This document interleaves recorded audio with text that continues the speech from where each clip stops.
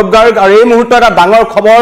ঢকুৱাখানাত এটা চিহ্ন মুণ্ড উদ্ধাৰ হৈছে আৰু মাছমৰীয়া জালত এই চিহ্ন মুণ্ডটো লাগি আহিছে তাৰ পিছতে পুনৰ কিন্তু ঢকুৱাখানাত 6 মাহ পূৰ্বে সংঘটিত হোৱা সুনীল গগৈ হত্যাকাণ্ড বা জাহাংগীৰ হত্যাকাণ্ড যিজনকে হত্যা কৰা হৈছিল কিন্তু সেই হত্যাকাণ্ডৰ প্ৰসংগ আহিছে কিছু সময় পূৰ্বে ঢকুৱাখানাৰ যিখন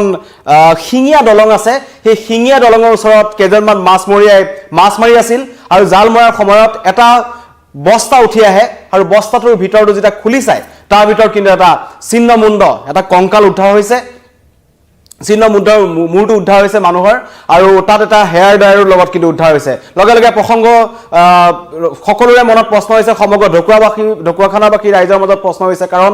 6 মাহৰ পৰা এটা মুণ্ড বিচাৰি পেলাই কিন্তু অসম আৰক্ষী হায়ান হৈছিল CIDয়ে তদন্ত কৰি আছিল যেহেতু সুনীল গগৈ নামৰ ব্যক্তিজনৰ ঘৰৰ পিছফালে প্ৰথম অৱস্থাত 1 জুনৰ ঘটনা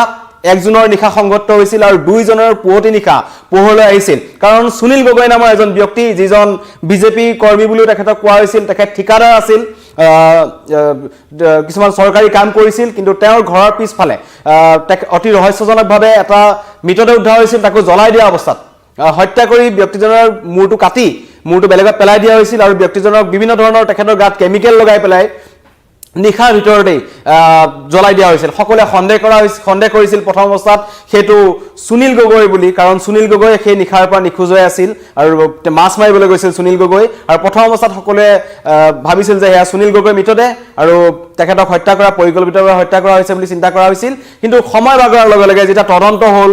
তেতিয়া পোহৰলৈ আহিল যে DNA টেষ্টত প্ৰথমবাৰ পোহৰলৈ আহে যে হেতু সুনীল গগৈ মৃতদেহ নহয় হেতু জাহাংগীৰৰ মৃতদেহ এতিয়া প্ৰশ্ন আছে জাহাংগীৰ কোন জাহাংগীৰ আছিল সুনীল গগৈৰ ঘৰত তেখেতৰ ঘৰত কাম কৰা ব্যক্তি হিচাপে আছিল আৰু তেখেতে কিছু কাম কৰি আছিল আৰু অতি ৰহস্যজনকভাৱে 30 তাৰিখৰ পৰা 30 মে নিশাৰ পৰা কিন্তু এজন জাহাংগীৰ নোহোৱা হৈছিল তেখেতৰ মোবাইল অফ আছিল আৰু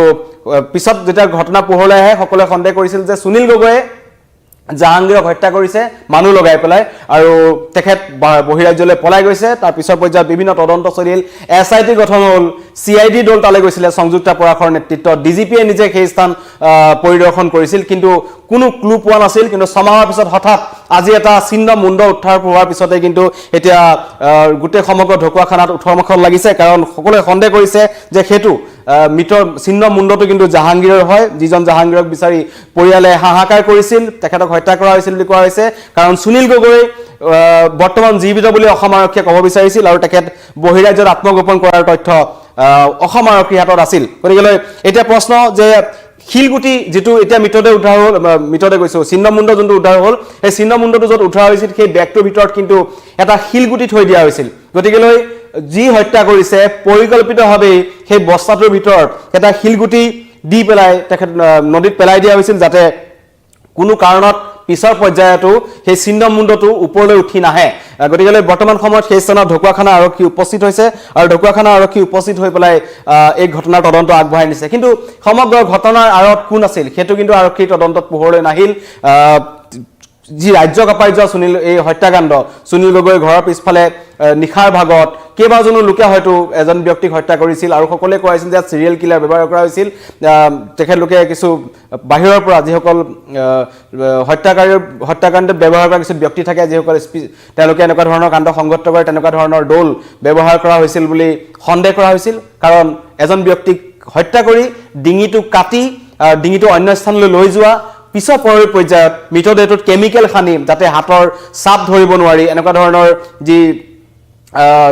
ক্লু নাইকিয়া কৰিব বিচাৰিছিল আসলে হত্যাকাৰীয়ে গতিকে কোনো প্ৰফেশনাল মানুহৰে এনেকুৱা ধৰণৰ কাম হ'ব এনেকুৱা ধৰণৰ সন্দেহ কৰা হৈছিল আৰু বাহ কাটি যেহেতু মৃতদেহটো জ্বলাই দিয়া হৈছিল আৰু সেইদিনাখন বৰষুণো দি আছিল বৰষুণ দি থকাৰ বাবে সুনীল গগৈ কিন্তু মাছ মাৰিবলৈ গৈছিল গতিকে বিভিন্ন ধৰণৰ প্ৰসংগ তাত আহিলে কিন্তু শেষত কোৱা হ'ল যে SIT গঠন কৰা হৈছিল তেতিয়া কৈছিল যে নহয় জাহাংগীৰৰ মৃতদেহ আৰু বস্তাটোৰ ভিতৰত এটা হেয়াৰ ডায়াৰো কিন্তু উদ্ধাৰ হৈছে সেইটো এটা ৰহস্য আৱৰ্তত আছে এতিয়া তাত আৰক্ষী উপস্থিত হৈছে ঢকুৱাখানা আৰক্ষীয়ে তদন্ত আগবঢ়াই নিব কিন্তু আৰক্ষীয়ে যেটো কাম কৰিব নোৱাৰিলে কাৰণ এই যে মৃতদেহটো উদ্ধাৰ হৈছে যিখন শিঙিয়া দলং বুলি কলো এই শিঙিয়া দলংখনৰ দূৰত্ব একেবাৰে সুনীল গগৈ ঘৰৰ কাষতে উদ্ধাৰ হৈছে আৰু যেতিয়া প্ৰথম ঘটনা সংঘটিত হৈছিল তেতিয়া আমি দেখিছিলো যে 3 দিন 4 দিন কিন্তু পুখুৰী সিঁচা হৈছিল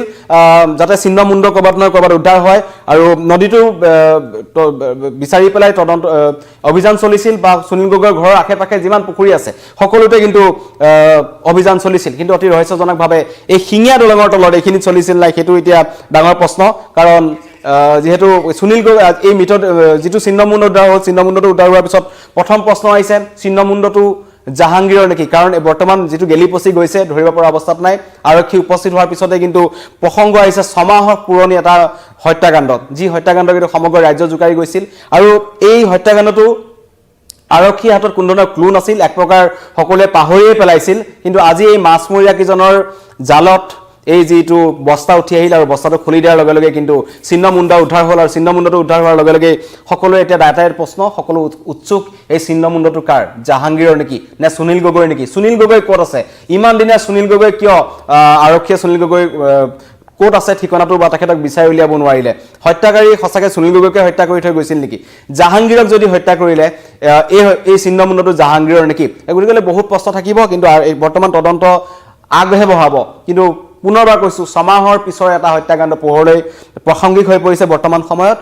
এটা ছিন্নমুণ্ড উদ্ধাৰ হৈছে ঢকুৱাখানাত যিসকল আমাৰ লগত নতুনকৈ সংযোগ হৈছে তেখেতলোকক জনাব বিচাৰিছো যে ঢকুৱাখানাত এখন দলঙৰ তলত শিঙীয়া দলং বুলি যিখন দলং আছে আৰু যিখিনি জেগাত দুৰ্ঘটনাটো সংঘটিত হৈছিল হাপতিয়া চেতিয়া গাঁও ঢকুৱাখানাৰ এই সুনীল গগৈৰ ঘৰৰ কাষতে কিন্তু এটা ছিন্নমুণ্ড উদ্ধাৰ হ'ল শিঙীয়া দলঙৰ তলত কেইজনমান মাছমৰীয়াই মাছ ধৰি আছিল আৰু মাছ ধৰাৰ সময়তে জালত সেই বস্তাটো উঠি আহে আৰু বস্তাটো খুলি দিয়াৰ লগে লগে এটা ছিন্নমুণ্ড উদ্ধাৰ হয় ছিন্নমুণ্ডটোৰ লগতেই এটা ডাঙৰ শিল যিয়ে এই কাণ্ড সংঘটিত কৰিছে পৰিকল্পিতভাৱে যাতে কোনো কাৰণত বস্তাটো ওপৰলৈ উঠি নাই শিলটো বান্ধি তাত পেলাই দিছিল আৰু এটা হেয়াৰ ডায়েৰী উদ্ধাৰ হৈছে আৰু লগে লগে তাত এতিয়া বিভিন্ন ধৰণৰ মানুহ গোট খাইছে আৰক্ষীয়ে তদন্ত আগবঢ়াবৰ বাবে গৈছে তালৈ হয়তো পৰৱৰ্তী পৰ্যায়ত যি দল তদন্তকাৰী বিশেষ দল আছে তেওঁলোকো যাব কিন্তু এই সমগ্ৰ ঘটনাক লৈ এটা ডাঙৰ প্ৰশ্ন যে SIT গঠন কৰা হৈছিল CIDয়ে তদন্ত কৰিছিল কিন্তু কতো কোনো ধৰণৰ এই হত্যাকাণ্ডৰ ক্লু পোৱা নাছিল কিয় হত্যা কৰিলে সেইটো প্ৰথম অৱস্থাত পোহৰলৈ অহা নাছিল কাৰণ প্ৰথম যেতিয়া ঘটনাটো সংঘটিত হৈছিল সকলোৱে সন্দেহ কৰিছিল যে এইজন যি সুনীল গগৈ যিজনৰ প্ৰথম যাৰ হত্যাকাণ্ড মৃতদেহ বুলি সন্দেহ কৰা হৈছিল এজন অভিযন্তাৰ লগত তেখেতৰ কিছু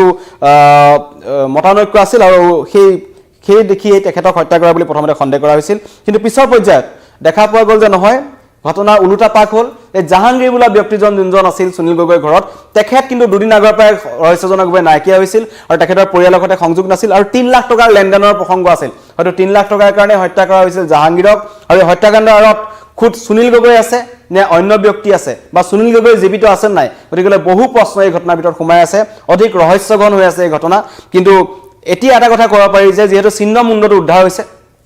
ছিন্নমুণ্ড উদ্ধাৰ হ'লে আৰক্ষীয়ে তদন্ত প্ৰক্ৰিয়া আগবঢ়াই নিব পাৰিব আৰু এই যি সমাজ হৈ যিটো বিভ্ৰান্তিৰ মাজত আছে দুটা পৰিয়াল সুনীল গগৈৰ পৰিয়াল জাহাংগীৰৰ পৰিয়াল সমগ্ৰ ঢকুৱাখানাবাসী ৰাইজ কাৰণ গোটেই ৰাজ্য কঁপাই গৈছিল 2 জুনৰ দিনাখন যেতিয়া এটা ছিন্নমুণ্ড মূৰ নথকা এটা মৃতদেহ জ্বলাই দিয়া অৱস্থাত সুনীল গগৈৰ ঘৰৰ পিছফালে উদ্ধাৰ হৈছিল তেতিয়া কিন্তু সকলোৱে এই ভয়ংকৰ হত্যাকাণ্ডটোৰ কথা এতিয়াও সকলোৰে মনত আছে কিন্তু ছমাহ পাৰ হৈ গৈছিল কোনো ধৰণৰ লাহে লাহে ৰাইজে পাহৰিবলৈ ধৰিছিল কিন্তু